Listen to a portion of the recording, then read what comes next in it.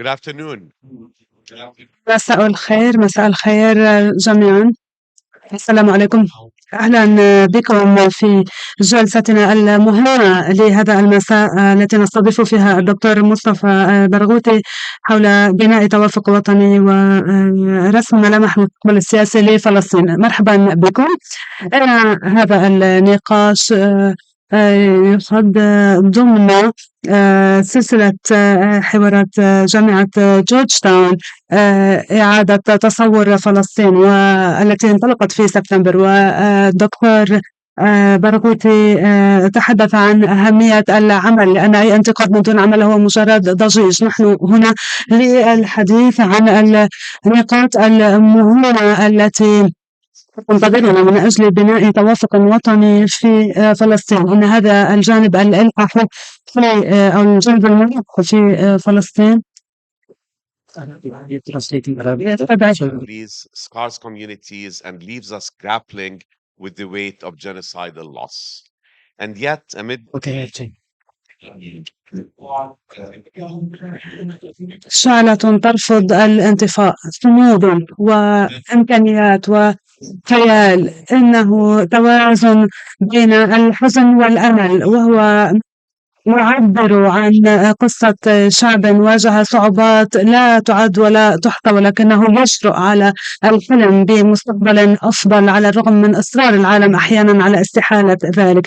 نحن اليوم هنا لكي نتخيل ونتصور هذا العالم مع الدكتور برغوثي، وهو قائد سياسي ومناصر منذ سنة للمقاومة لمقاومة المحاك في مختلف أشكاله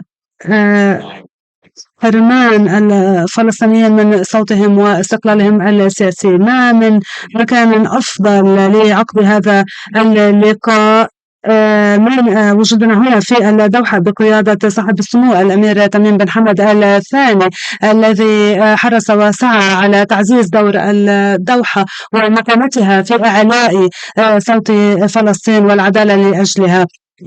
إن التحديات كثيرة وهناك حاجة للخروج من الاستراتيجيات الفاشلة وصعوبات السنوات الماضية. قبل أن نبدأ علينا أن نفكر جميعا ما هي العدالة لنا جميعا والكرامة الملازمة لكل إنسان. إنه لمن دواعي شرفي أن أرحب بالدكتور مصطفى برغوثي وأشكركم مشاركته في الترتيب به على المسرح.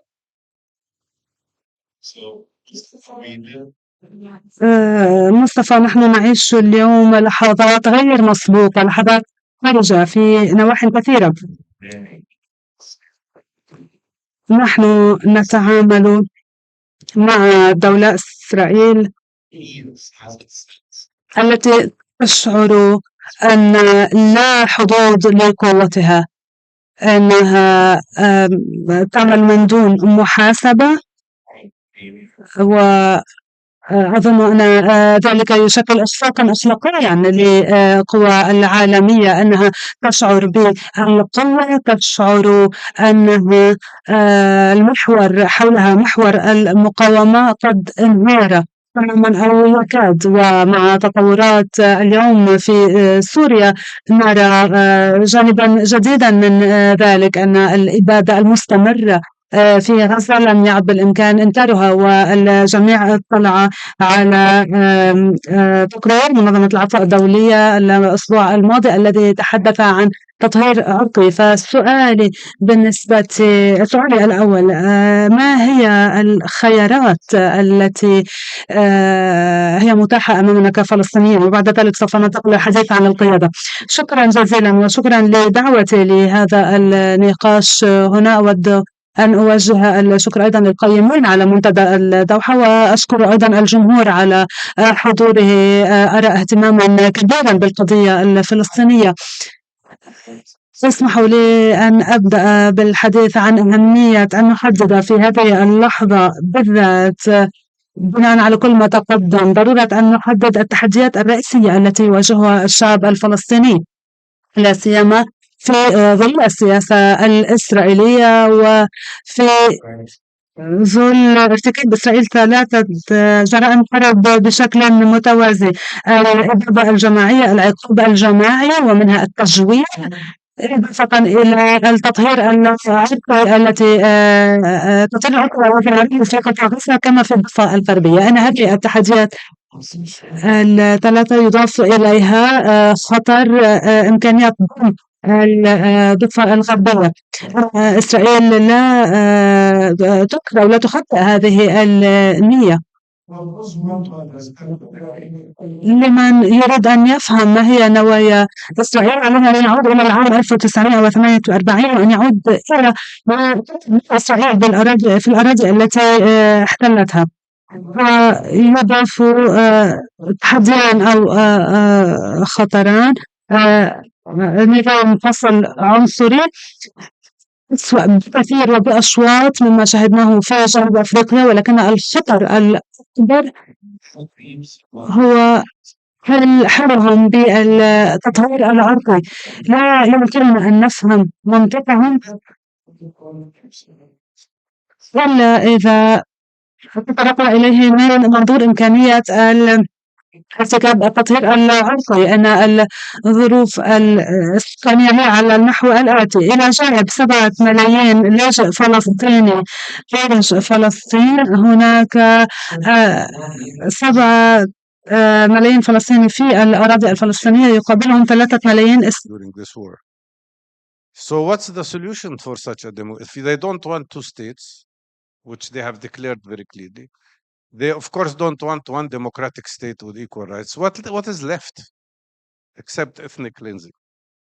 Yeah, and I'm very, very curious about your use of the term transitional apartheid, if I picked that up Yeah. correctly, right? Because that then gets us into um, I mean, first of all, with Trump coming in and with the appointments that he has already made, it seems clear that annexation is going to be expedited, or am I misreading the situation? I mean, let's assume that scenario. Let's assume that scenario. Now, there are many who feel and think that the two-state solution is a fantasy.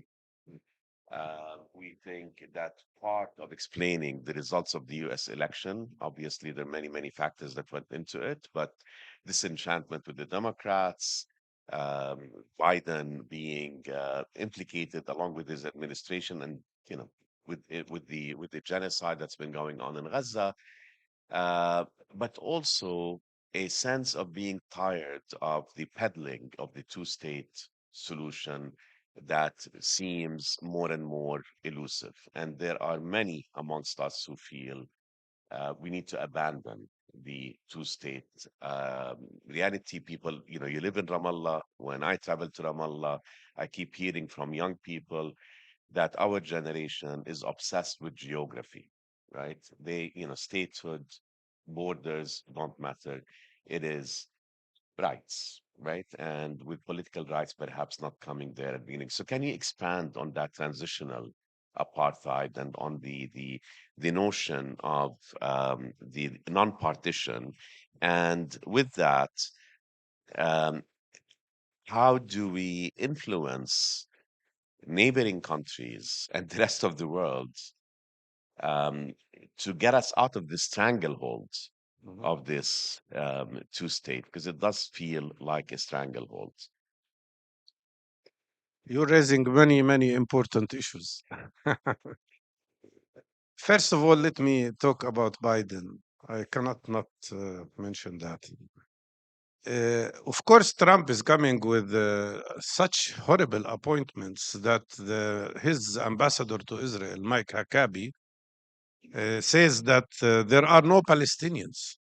So we are an invention. I'm now not a person in front of you, I'm a virtual entity or something.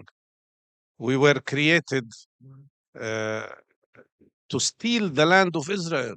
That's what this ambassador is saying. And you can't call it the West Bank, it's Judea and Samaria. And there are no settlers. The whole international law and UN resolutions and all of that don't exist. And with such statements, and then you hear the person who's proposed to become Rubio, the state secretary, saying that Palestinians are responsible for the death of Palestinians. Of course, it's not promising. And I don't know how much Mr. Trump, President Trump, will stick to what he said before when he said that he discovered that Israel is too small and needs to be expanded. But even with all of that, we have to also remember that Biden was not much different. And this man gave Israel almost $40 billion of weapons and explosives. Most of the 86,000 tons of explosives that were thrown on Gaza, that little Gaza, came from the United States. And he supported Israel fully and completely. He became not only complicit in the genocide, but in a way a participant in the genocide. So, and look, Biden said, promised two things to Palestinians after he was elected: to reverse some of what Trump did in the first period. He promised to reopen the American consulate in Jerusalem and to reopen the PLO office in Washington. 4 years have passed. He didn't even do these little things. And that leads me to the issue of two states. Is the two states a true political project? Or is it only a camouflage to give Israel time to finish the process of land annexation and prove the potential and possibility of two-state solution? Yesterday I said, everybody who speaks about two-state solution without saying end occupation completely, remove the settlements from the occupied territories as international law says, and recognize the state of Palestine is just doing hypocrisy.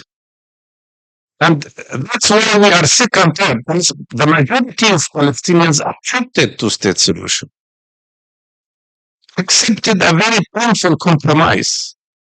But as we say in Arabic, I'd like to say that in Arabic, accepted Palestinians accepted the most horrible compromise, accepting a little state in something that is less than half of what UN decided we should have. And by the way, when UN decided that, at that time, we owned 82% of the land. Right. So even though Israel is not accepting anything, and now the Israelis, I've just heard that no Israeli party in Israel, no Israeli serious leader would even accept mentioning two-state solution. And they've adopted in the Israeli Knesset not only the law that says that the right of self-determination on the land of historic Palestine is exclusive for Jewish people, they also adopted a law supported by both government parties and opposition against the establishment of a Palestinian state. So those who speak about two-state solution should show us what are they doing in pressuring Israel to accept a two-state solution. And that's, I think, an entry point. But going back to the issue, what's the alternative? Of course, the only alternative is one democratic state with equal rights. Right. But equal rights doesn't mean only equal civil rights. It also means equal national rights. And it means that Palestinians have national rights and have the right of self-determination. We are not a minority there that will get some rights, kind of. And in my opinion, this Israeli establishment, unfortunately supported by the United States, with great amount of silence from many Western governments, European governments, is proceeding to ethnic cleansing, not Right. to a solution. Right. Right. So yet the two-state solution continues to be peddled, and over the past 30, 40 years, 30 years, let's say, that's been used sort of as a camouflage, right, and as a delay tactic. what do the I mean, and what's missing in all of this discourse is what the Palestinians want, Right. right? Um, it's not about what everybody wants for the Palestinians, what the Palestinians want. What is your sense on the ground of what it is that Palestinians want?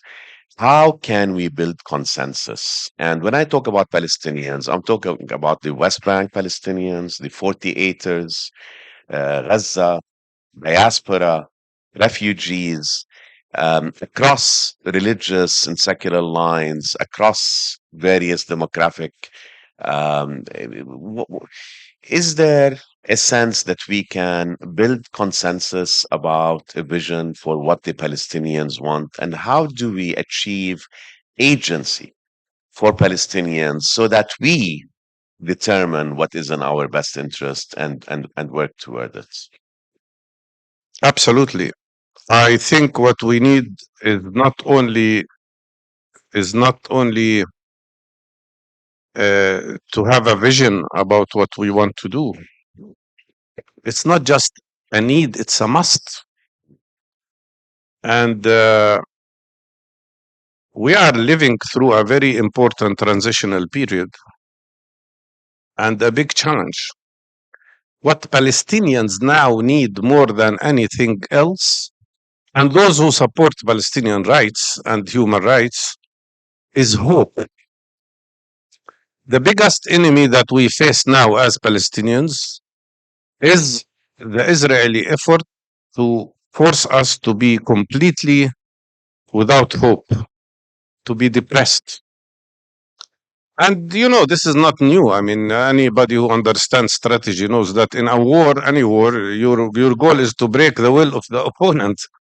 So what they have failed in, even although they have used all their might and committed genocide. And I don't want to waste your time, but there are stories that you hear about Gaza that are heartbreaking. Let me tell you one story because I think it's important for you to feel what Palestinians feel. I have family friends who live in Beit Lahia in the north of Gaza, and they told me they will never leave, whatever it takes. For 14 months, they stayed in Beit Lahia. A week ago, they called me and said they left. And I said, why did you leave? They said, because our neighbors, the house of our neighbors was bombarded and the whole house collapsed.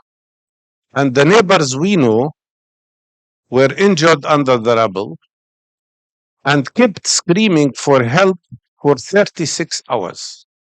Nobody could get to them. Anybody who tried to come in and provide at least first aid would be shot at. So they told me for 36 hours we've been hearing the voices of those people screaming for help till they died. That's the level of atrocity we are subjected to, but it didn't break us. It didn't break the Palestinian people. And the Palestinian people are still resilient. And that's the amazing thing about these people. I am so proud of being a Palestinian.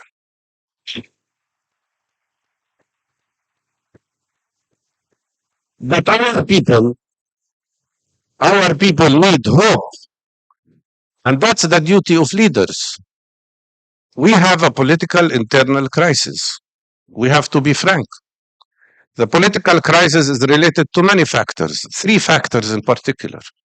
The first one is the failure of the political strategy, the Oslo project. It failed. Some people don't want to admit that it had failed, but it's finished. It's a big problem for a certain leadership because this is their whole life, this is their whole project, this is their whole strategy, and it's finished. And they cannot admit that. Second, the fact that they killed our democracy, our internal democracy, as incomplete as it was. In my opinion, and I say that and I would keep saying it, in my opinion, most probably, I'm almost sure, had we have elections in 2021, we would not have had the 7th of October. And Expand on that, please. yeah, because if we had elections in 2021, we would have a fully proportional system. No single party would get absolute majority. We would have to have a unified government.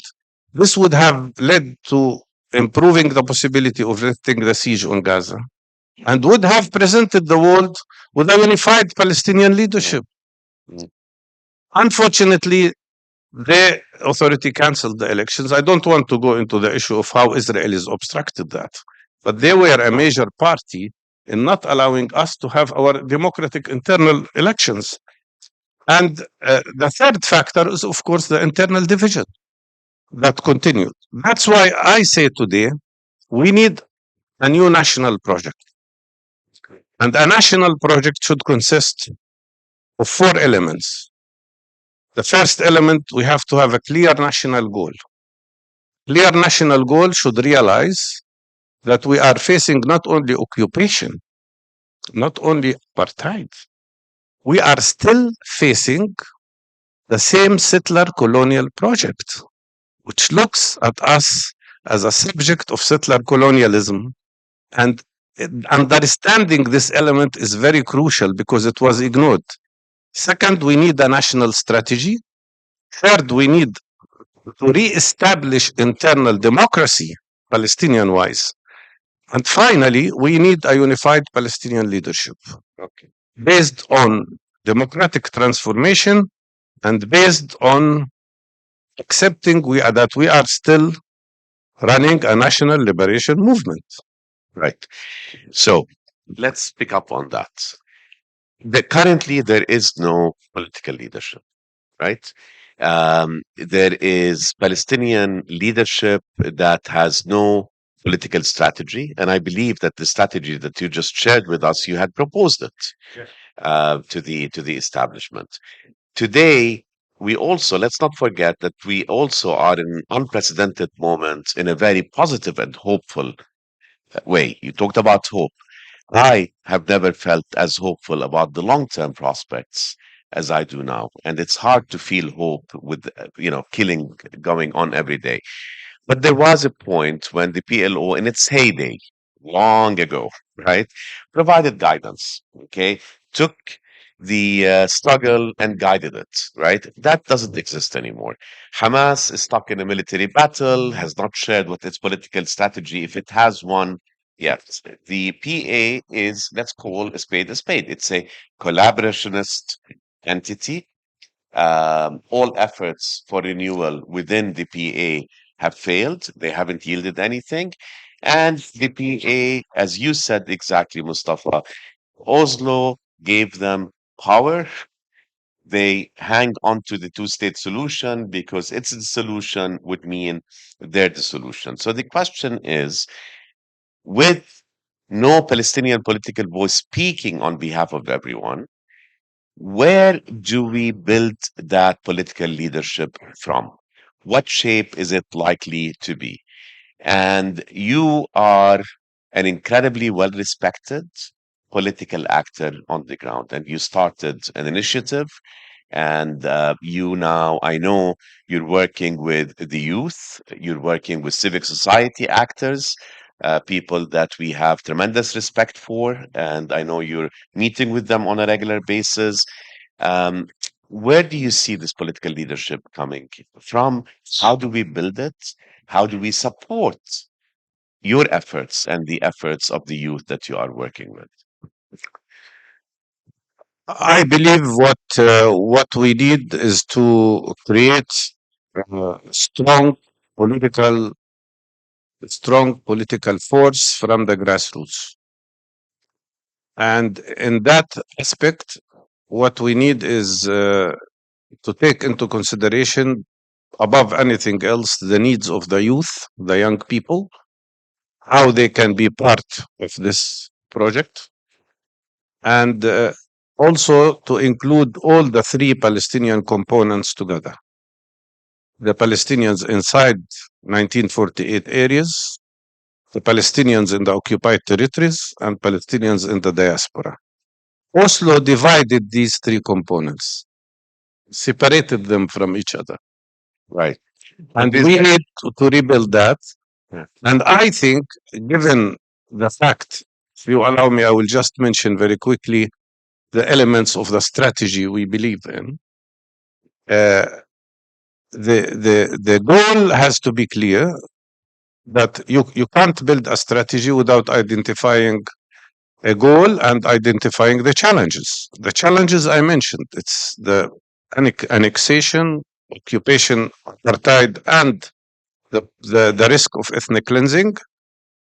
And the goal should be national, of course, liberation. But in my opinion, our strategy has to be based on 6 pillars of struggle. Our South African friends, some of whom are here, we've learned from them a lot.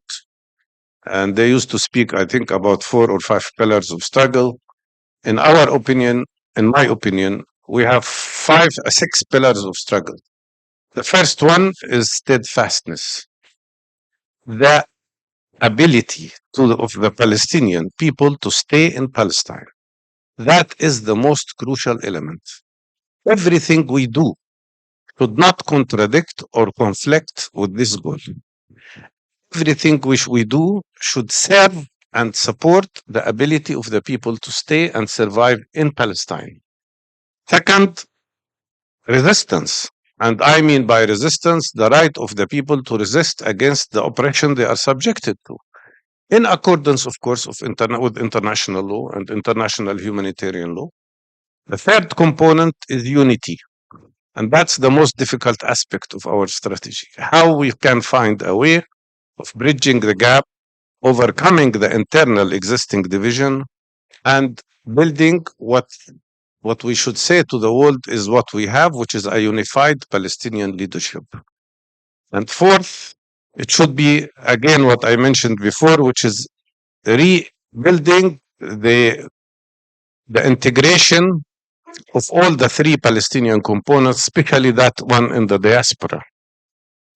And fifth, it should be supporting a powerful international movement in support of Palestine and especially boycott, divestment, sanctions campaign.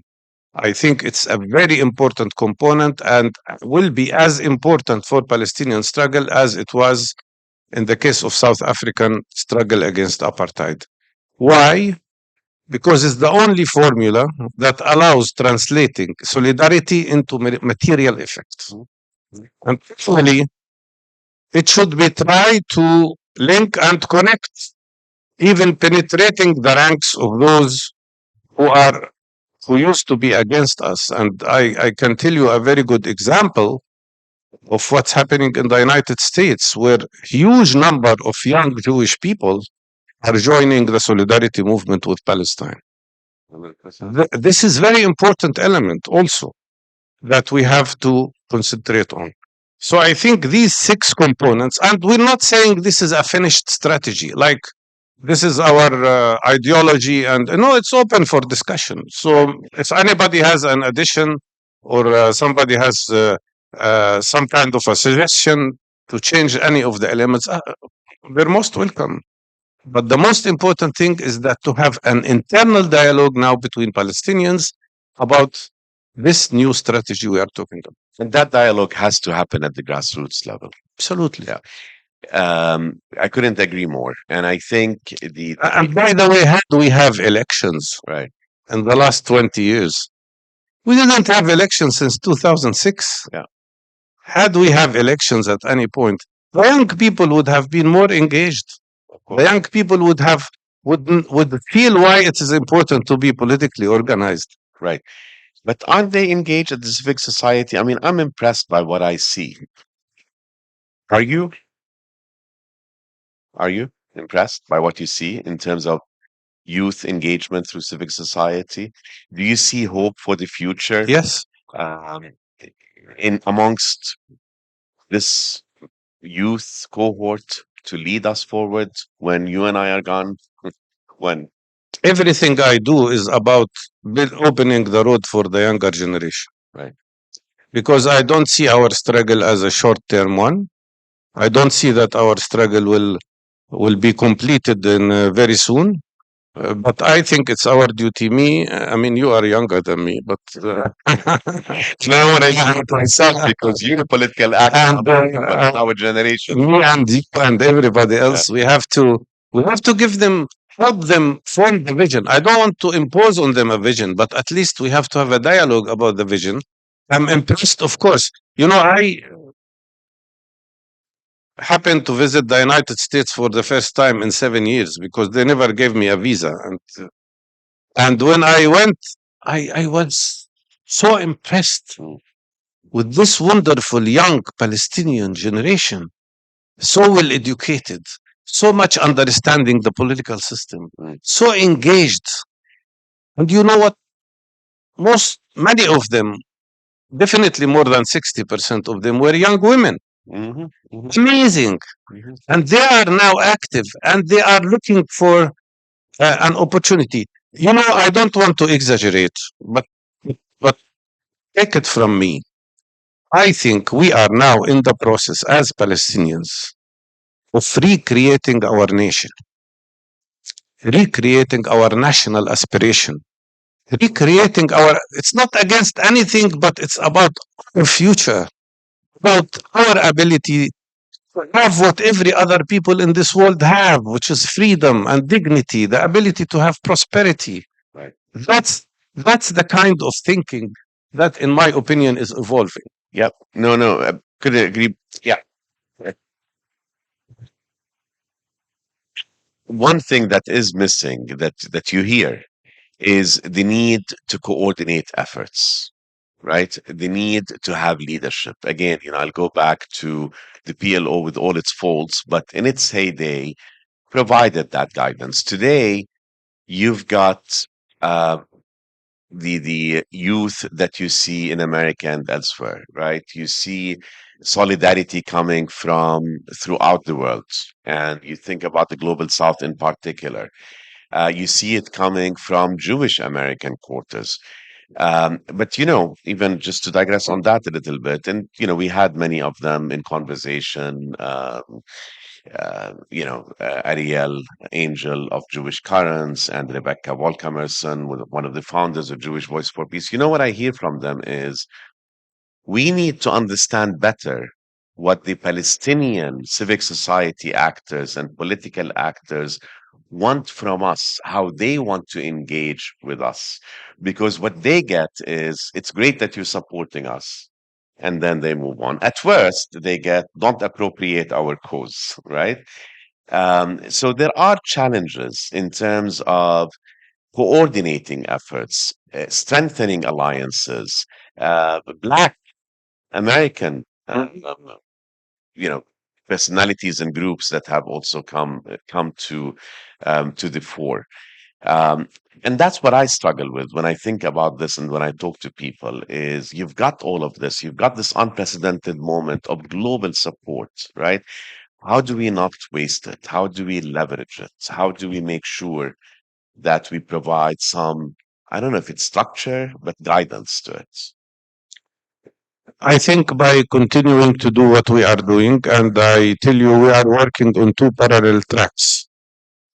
One track is everything that I explained to you at the grassroots level, at the level of civil society, at the level of the younger generation, and it is quite promising. But the other track, which we don't ignore, is the dialogue with political groups in Palestine. Okay. And I myself was in the two important meetings, one in Moscow and one in Beijing. I personally drafted the Beijing Declaration, Right. which was signed by all the 14 Palestinian groups. Unfortunately, even after we agreed on something that is very clear, like forming a national consensus government in preparation for the time when we can have free democratic elections, after we signed it, the authority did not proceed. So we have we are doing the dialogue on all levels, because also I don't think we should ignore the political parties in Cannot. Palestine and the political groups. They are essential.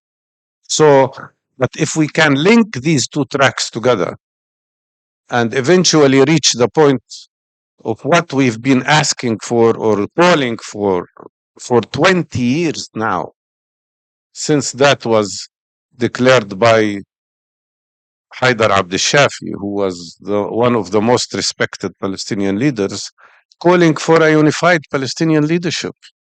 And those people who are asking you this question and raising this issue are right because they want to hear a unified Palestinian voice. We will keep trying at every level. But what we discovered during the last year or the last 14 months is that yes, you can continue to work on the point of trying to unify everybody, but it's not enough to do that. You have also to create a model of unity at the grassroots level. And that's what could make a difference because a level of unity between activists and people who believe in Palestine at the grassroots level could become the most important, crucial pressure factor on the others to unite. Thank you. Exactly. It'll become the pressure point internally and externally. Exactly. So yes, the Beijing Declaration, in your opinion, hasn't. I mean, we know it hasn't gone anywhere. It's failed, right? Now, this talk about a national congress here in Doha in February, right? How do you see that? Do you see it any differently? You've had Moscow, you've had Beijing, now you'll have Doha. Um, I mean, is again establishing unity among the political factions, is that also a pipe dream? And this is why we may need to continue to work at the grassroots level and apply the pressure. The Doha conference, I hope, will succeed and will work. It is about, it's not going to be a conference between political parties to unify, no. It's actually about the other track, which is the grassroots track. And it has two specific goals. We drafted recently the parameters of this initiative. And the parameters are clear. We're not creating a new political movement or a new organization. We are creating a pressure group specifically aiming at two goals: the creation of a unified Palestinian leadership uh, and demanding that, and the internal democratic reform of the PLO. These are the two specific goals of the Congress we are talking about. I hope it works. If it works, it will become a good venue for exactly what we've just described, which is a grassroots pressure structure that could play a role in influencing all the political parties in two directions, actually. One direction is unity, but the other direction is a unified national project. We need a new unifying national project today.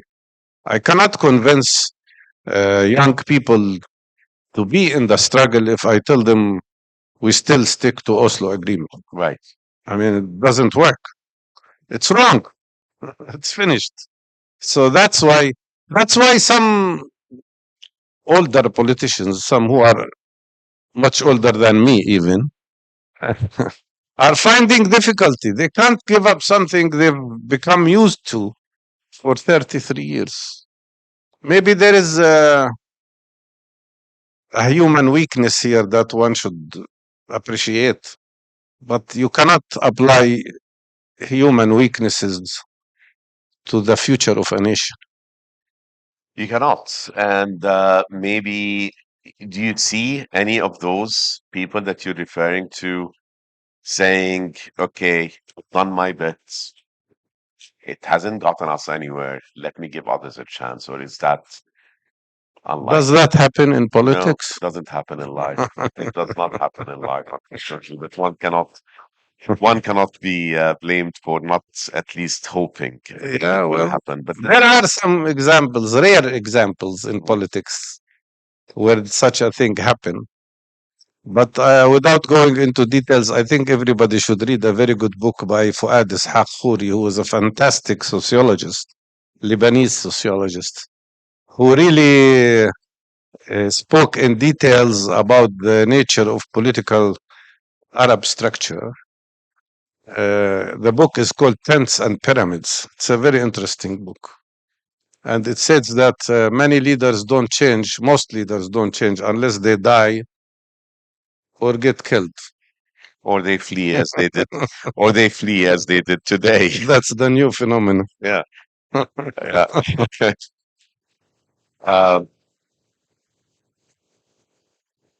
your idea about a national vision, is there an attempt to craft I mean, South Africa did it, right? It imagined and it articulated and it wrote sort of, if you will, a manifesto, right? Something that everybody could come around.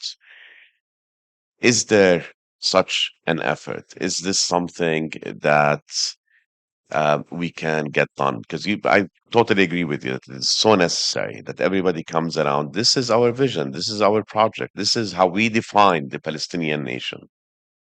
I think that's very true. And maybe what we need is really a new freedom charter. Right.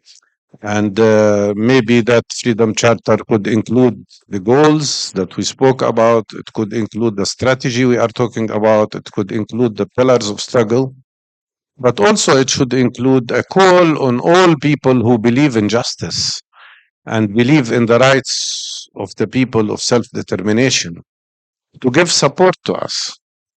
Uh, the pain I have in my heart is to compare the positions of so many governments and even political forces in the world when they supported the liberation movement in South Africa against apartheid, to compare that with their positions regarding Palestine. Mm. And that's, of course, it's not about blaming the others, it's about putting them in front of their responsibility. And this level of profound moral failure that we have seen during the last 14 months about what's happening in Gaza should stop. And that's why, yes, we need to develop maybe this freedom charter. We need to get our acts together. This is our duty. That's something we have to do for ourselves. Nobody will do it for us. But at the same time, we should be clear with the world and talk to the world around us that you also have a duty of supporting this struggle. When you say the world, do we anchor this liberation struggle, this liberation movement in what's called the Global South? Yes, of course. The Global South is essential. Yesterday, we had a session, some of you attended it. I was very impressed with what the Colombian foreign minister said. I mean, he was very clear. And of course, the Palestinian issue is becoming the main liberation issue for the Global South, of course. But the Spanish state secretary was also very good. Yeah. So it's not only related to the South, it's also related to the North. And maybe the best person who described it and anticipated it years ago was Nelson Mandela, Mm. who said two things, very important two things. One is that he said when South Africa got rid of apartheid, he said, our freedom will be incomplete till Palestinians are free. But he also said that the Palestinian issue today is the most important moral issue of our time. Yeah. And that's what it is. What we learned in the last 14 months, and I want to finish with that, is that we have to go back to the three principles we believed in the first Intifada, which was the most noble form of popular nonviolent resistance: self-reliance, self-organization, and defying injustice. And that's what we should do in the coming years. Yes, absolutely.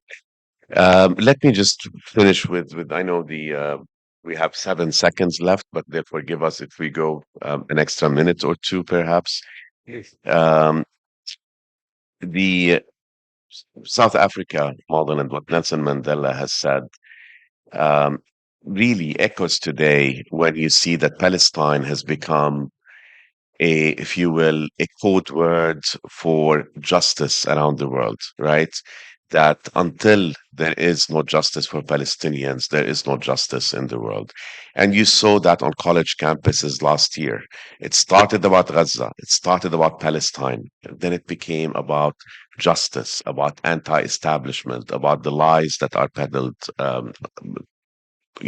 everywhere. So I think that's incredibly important. Let me ask you a concluding question, and that is, how do you feel about the future today? And it's a tough question to ask because every day we have killings going on, and but we need to be thinking beyond that, obviously, as hard as that is. How do you feel today about the prospects for the future and for Palestinian liberation? It's a tough question, and I I would say that what I feel is two things at the same time, which might sound contradictory to each other, but I don't think they are contradictory. I think they complete each other. Unbelievable level of pain when you watch what's happening in Gaza. We suffered a lot during all our lives, but what's happening in Gaza is just beyond description. So the level of pain and anger, it's cannot be described, and it's in the heart of most Palestinians, if all Palestinians. It's very painful. But what happened also maybe has shown the actual reality of what we live in and the actual opportunity that we have. It exposed, in my opinion, what happened in Gaza.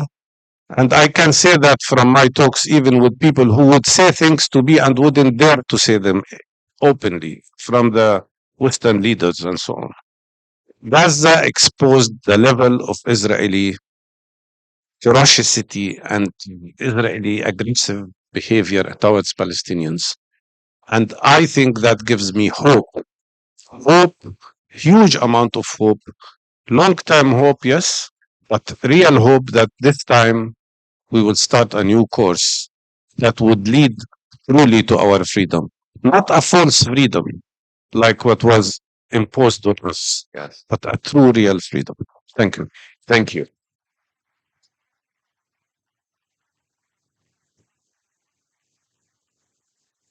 Mustafa, I speak for everyone, at least in this room, as you can tell, and I think for millions of people. Thank you.